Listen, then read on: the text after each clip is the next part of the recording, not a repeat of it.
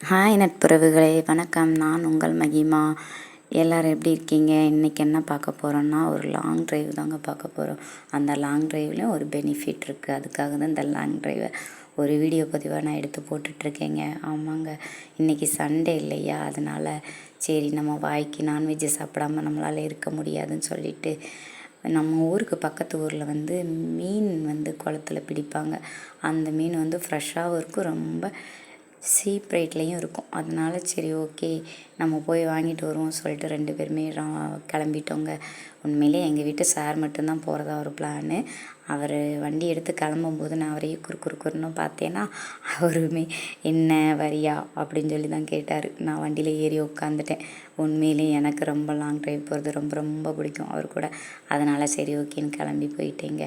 உண்மையிலேயே அவர் டிராஃபிக்லேயே பயங்கரமாக வண்டி ஓட்டுவார், ஸ்பீடாக.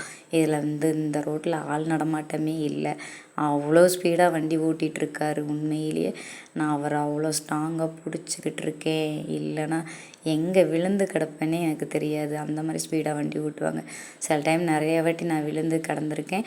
அவருமே பாதி தொலைவுக்கு போயிட்டு தான் என்னை தேடி கண்டுபிடிப்பார். அந்த மாதிரிலாம் ஸ்பீடாக வண்டி ஓட்டுவார். பாருங்கங்க, அவர் முடி எவ்வளோ ஸ்பீடாக பறக்குது பாருங்களேன். அவ்வளோ ஸ்பீடில் வண்டி ஓட்டுறாரு. விட்டால் அவரோட டோப்பா கலண்டு என் தலைக்கு வந்துடும் போல இருக்குது.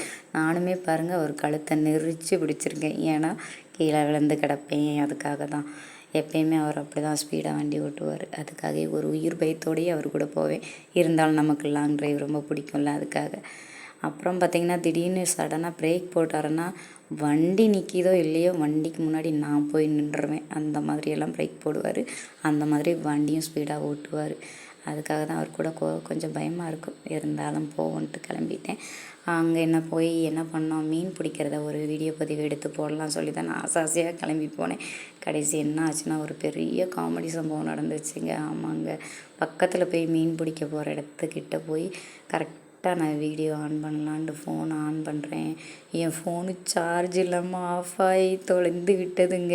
உண்மையிலேயே ரொம்ப காமெடி, சொதப்பிருச்சு. உண்மையிலே இந்த பதிவு ரொம்ப ரொம்ப சொதப்பிருச்சுங்க. அந்த மாதிரி ஒரு காமெடி நாங்கள் பார்க்கவே இல்லை. சிரித்து வயிறு வலிச்சு போச்சு. அதை கூட பதிவாக எடுத்து போட முடியாத அளவுக்கு இந்த ஃபோன் எனக்கு காமெடி பண்ணி விட்டுருச்சிங்க. உண்மையிலே ரொம்ப சாரிங்க. இந்த வீடியோ பதிவு நான் போடும்போது கொஞ்சம் கஷ்டமாக தான் இருந்துச்சு. இருந்தாலும் அந்த காமெடி பதிவை நான் போட்டே ஆகணும்னு சொல்லி போட்டுட்டேங்க. உண்மையிலேயே ரொம்ப ரொம்ப சாரிங்க. எல்லோரும் மன்னிச்சுக்கோங்க. நெக்ஸ்ட் வீடியோவில் கண்டிப்பாக பார்க்கலாம். ஓகேவா? Okay bye. இவ்வளோ நேரம் நம்மளோட வீடியோ பொறுமையாக பார்த்ததுக்கு